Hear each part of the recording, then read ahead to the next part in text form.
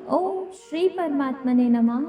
आज हम 10वें एकादशी के बारे में श्रवण करेंगे।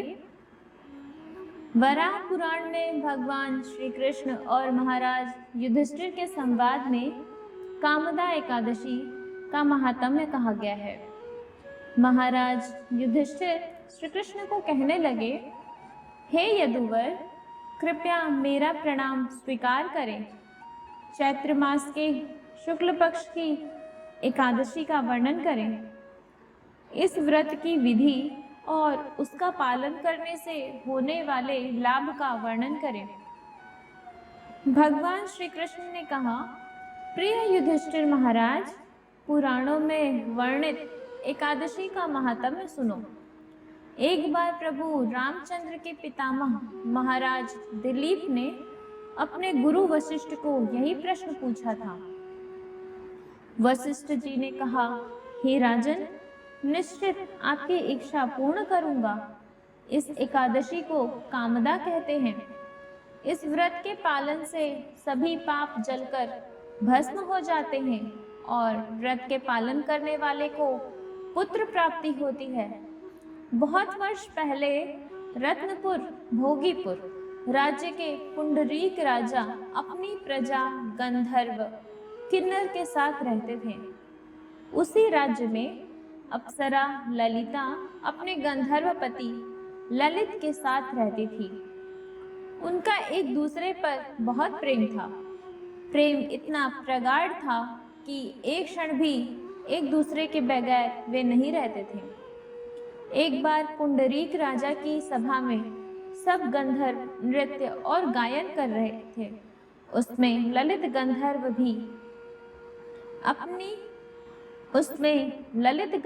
भी था।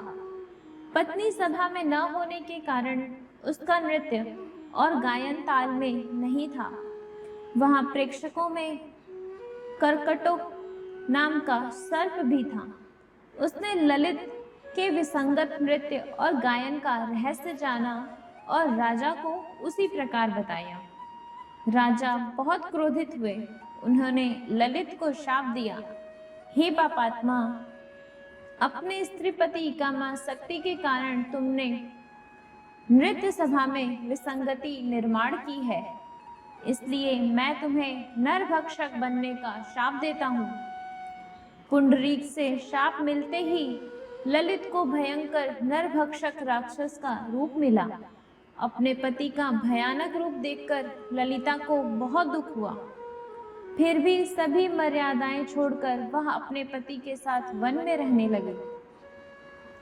वन में भ्रमण करते हुए विंध्य पर्वत के शिखर पर पवित्र श्रृंगी ऋषि का आश्रम ललिता ने देखा और तुरंत आश्रम में जाकर ऋषि के सामने उसने प्रणाम किया। उसे देखकर श्रृंगी ऋषि ने पूछा, तुम कौन हो? तुम्हारे पिता कौन हैं? तुम यहाँ किस कारण से आई हो? ललिता ने कहा, हे ऋषिवर, मैं ललिता वृंदावन गंधर्व की कन्या हूँ। अपने शापित पति के साथ मैं यहाँ आई हूँ। गंधर्व राजा पुंडरीक के शाप से मेरे पति राक्षस बने हैं। उनका यह रूप देखकर मुझे बहुत दुख हो रहा है। कृपया इस शाप से मुक्ति मिलने का उपाय कथन करें, जिस प्रायश्चित से मेरे पति की राक्षसी योनि से मुक्तता हो। ललिता की नम्र विनती सुनकर श्रृंगी ऋषि ने कहा, हे गंधर्व कन्या, कुछ ही दिनों में चैत्र मास के शुक्ल पक्ष की कामदा एकादशी आएगी।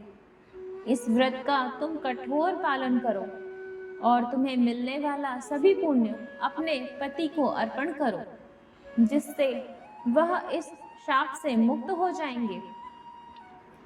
ये एकादशी सभी इच्छा को पूर्ण करने वाली है। हे राजन, ऋषि के कहे अनुसार ललिता ने आनंद पूर्वक और कठोरता से इस व्रत का पालन किया। द्वादशी के दिन भगवान वासुदेव और ब्राह्मणों के समक्ष उसने कहा, मैंने अपने पति की शाप से मुक्तता कराने के लिए इसका पालन किया है। इस व्रत के प्रभाव से मेरे पति शाप मुक्त हो जाएं। और क्या आश्चर्य नरभक्षक ललित पुनः गंधर्व बना। उसके बाद ललिता और ललित सुख से रहने लगे।